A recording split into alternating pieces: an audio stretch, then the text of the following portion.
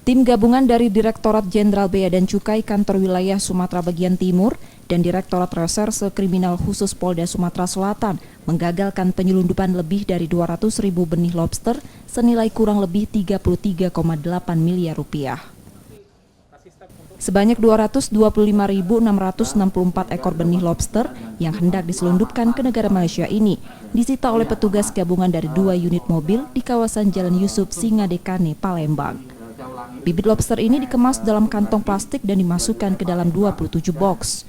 Dari penangkapan ini, tim gabungan menangkap 4 orang kurirnya.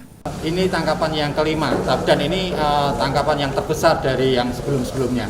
Kerugian negara tadi Pak? Kerugian negara diperkirakan 33 miliar 800 jutaan. Jika terbukti, keempat kurir diancam hukuman di atas 5 tahun penjara. Yudi Kiswanto, Kompas TV, Palembang.